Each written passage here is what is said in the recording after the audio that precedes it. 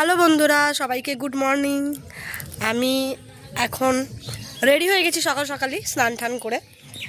আজকে আমার ননদের গায়ে হলুদ মানে বিয়ে, তো সেই জন্য আমি দেখাবো কত সুন্দর জায়গা, কত সুন্দর স্নিগ্ধ পরিবেশ। দেখো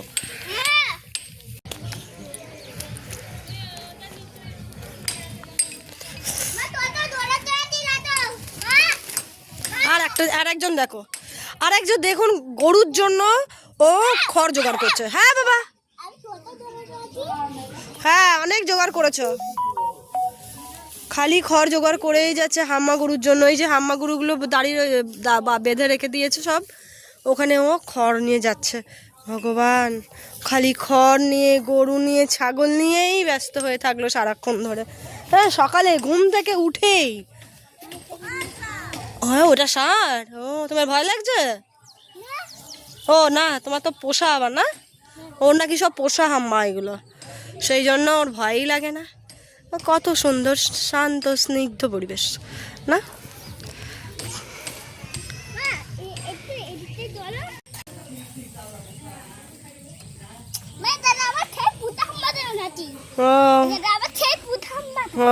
একে খড় খাওয়ানো হলো?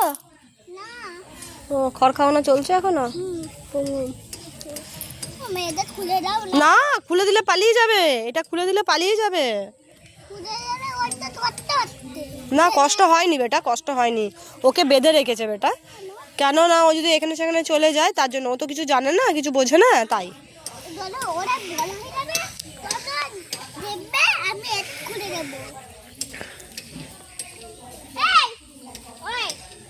এই ডেকে ডেকে খাওয়াচ্ছে, এই এই না খড় খাওয়াচ্ছে। ও বাবা রে, ও বাবা কত আদর, কত আদর, ও বাবা কত আদর, ও বাবা কত আদর, কত আদর, ও বাবা। ও ভেবেছো তুমি ওকে কি করছো বুঝতে পারছো না, আসলে মাছি ফাছি বসছে না, এই জন্য ওরকম করলো। তুমি আদর করছো, ওরা বুঝতে পারছো যে রিক আমাদের আদর করছে, খড় খাওয়াচ্ছে। আবার দৌড়ি দৌড়ি যাচ্ছে, আসছে খড় নিয়ে, আবার দৌড়ি দৌড়ি খড় নিয়ে এলো গরুকে খাওয়ানোর জন্য। উফ বাবা, একটু এগিয়ে দাও, আসতে পারছে না এদিকে।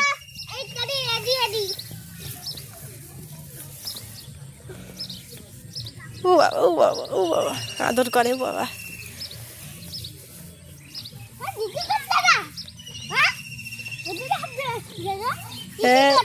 কিছু করছে না তো, কারণ তোমাকে ও ভালোবেসে ফেলেছে।